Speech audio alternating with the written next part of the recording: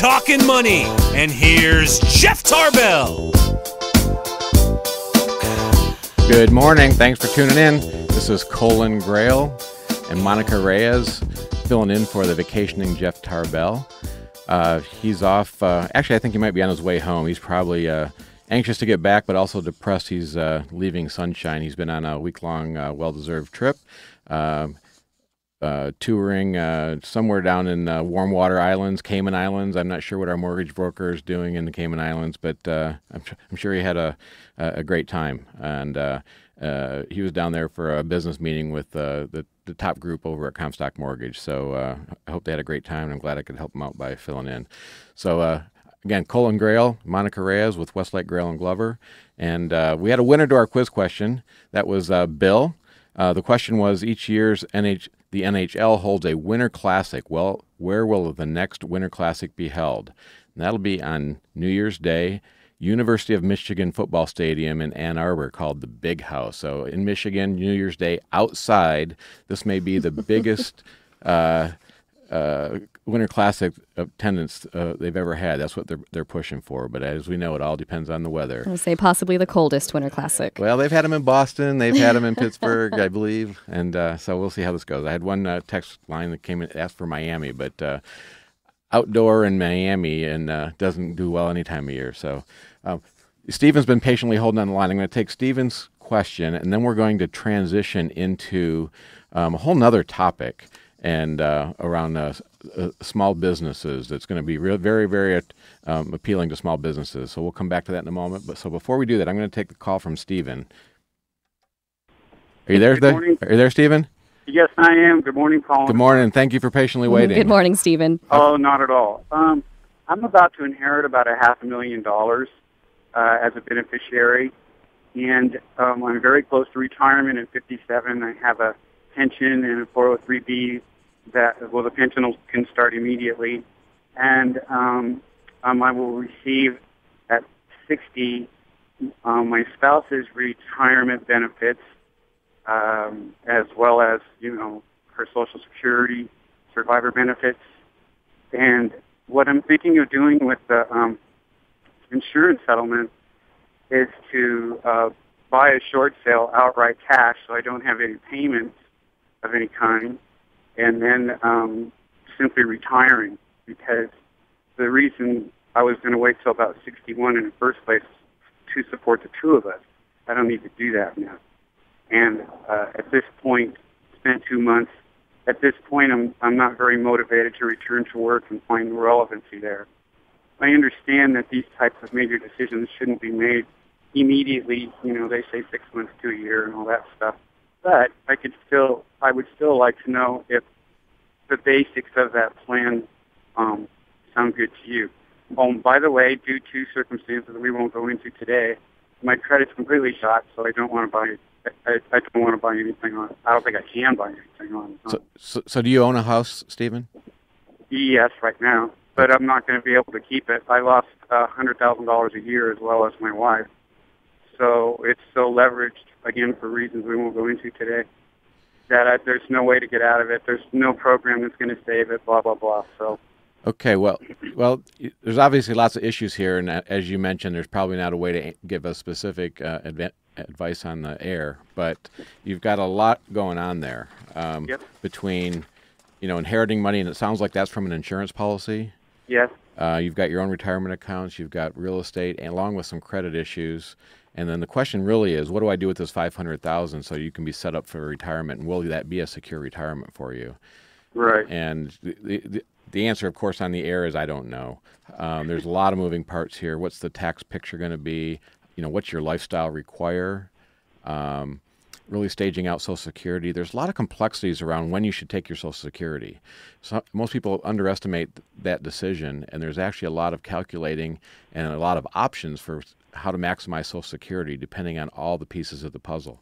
So, my suggestion is I would not just run out and buy a piece of property, because it may be the right thing to do at the end, but I would actually step back and create a bigger picture plan before you run out and do that, because maybe it's a great thing to do, but that also could be the worst thing to do.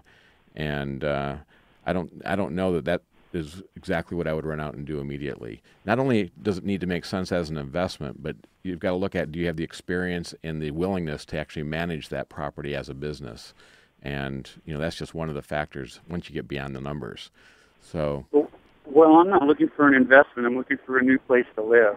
I see. I see. And my idea of being able to buy it cash, which I easily do in this short sale environment, and then, it allows me to retire if I choose to make that decision. Sorry. Even if I don't choose to make that decision, that's not a bad idea to buy a short sale for a new place to live instead of renting or getting into a condo. I really don't want to never lived in an environment like that. Thank you, Stephen. Yeah, I misunderstood the question partly. And I'm a big fan of trying to be debt-free especially on your housing and really all debts when you get ready to retire. So this may be the way to do it. Whether that puts you in a position to be comfortable the rest of your life, it really comes down to all the other questions that need to be asked. So, so I'm a big fan of, before you retire, making sure you have a place to live that you don't have a mortgage on. But does that still leave you enough money and take care of all the issues that need to be taken care of, including health insurance and everything else, so that when you go into retirement, you've got the secure income for the rest of your lifestyle, and that's where the planning comes in. So, but I think your thought could be a very, very good one and a way to make this all work. So, okay. All right. Great. Thanks for the question, Stephen. Oh, thanks for the answers. I'm glad I'm on the right track.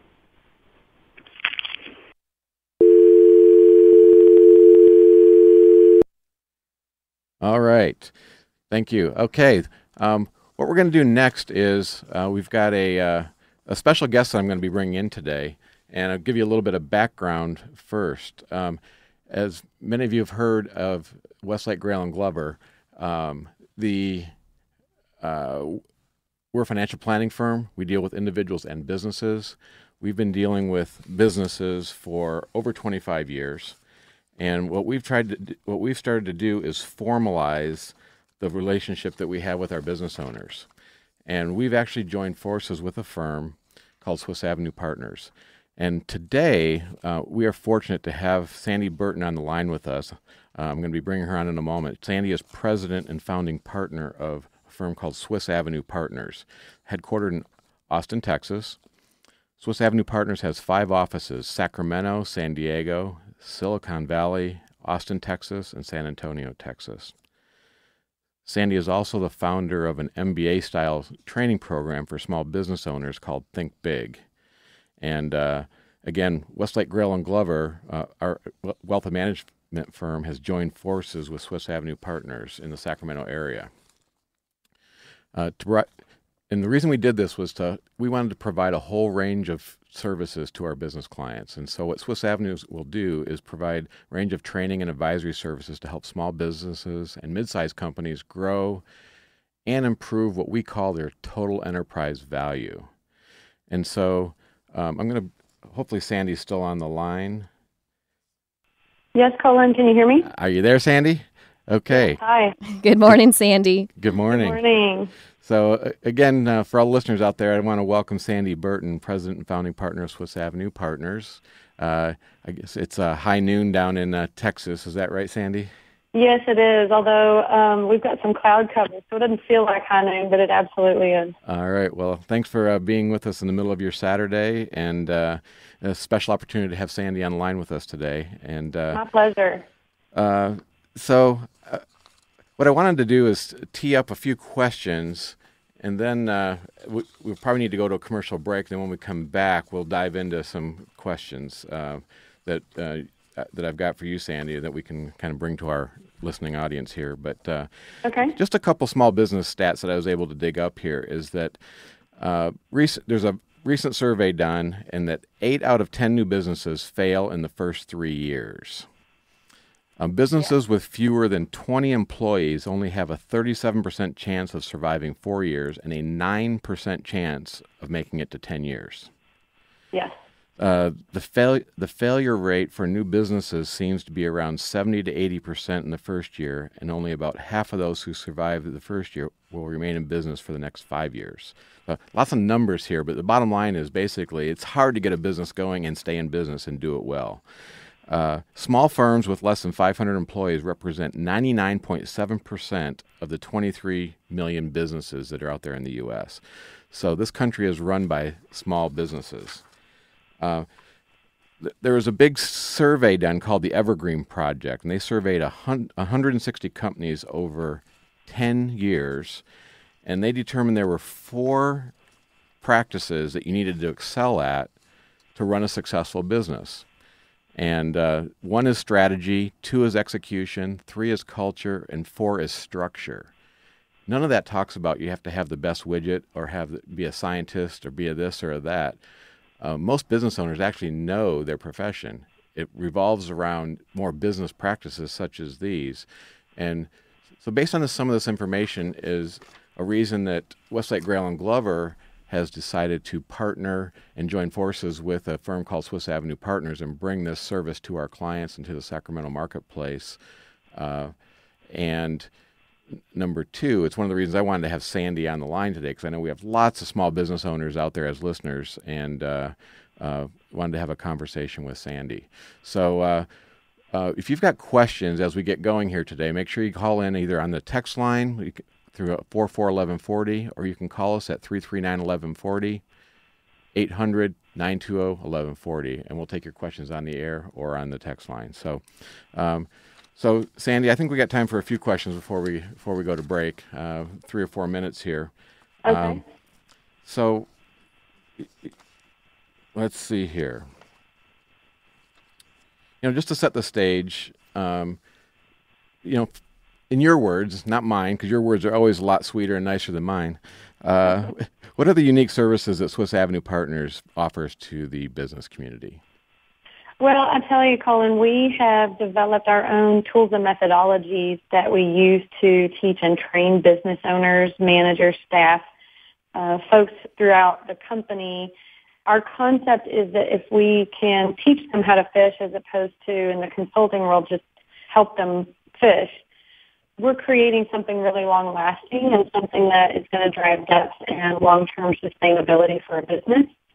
So really, we think of ourselves as business trainers, and we go into those businesses and help them to get more profitable, help them to create an asset with their company and develop some really long-term sustainable activities that are going to take the business where they actually really wanted it to go in the first place. Okay, and really, you do this under 2 umbrellas, and in working together, you've got 2 different formats that we do this under. Give us a little idea of what those 2 umbrellas are. Sure. Just taking a step back, the tools and the concepts that we use are specific to privately held businesses. The 2 umbrellas that you're referring to are basically the 2 avenues in which we do our work. So one umbrella is for mid-tiered businesses that predominantly are looking to sell their company, or they're looking toward a transaction in the next 3 to 5 years.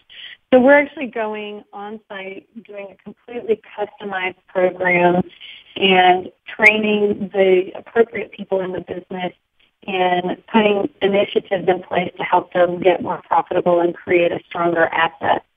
The other umbrella that you're talking about, the other avenue that we have in providing our tools and methodologies is the Think Big program, which you mentioned a few minutes ago.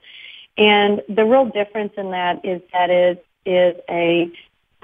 a classroom setting. So it's an assignment-driven 8-month program for the micro business owners, so solopreneurs all the way up to 10 staff. And those folks are going through that program together and putting things in place into their business as practical during the program. So the tools and methodologies that we're using actually fit. They're really frameworks. They fit across any industry, and they fit across any stage of business growth. And so the way that we provide those services to them is just the 2 avenues that you're referring to. It allows us to reach a broader market and to help more of that 99% of the small businesses in the United States. All right. Well, thanks, Sandy.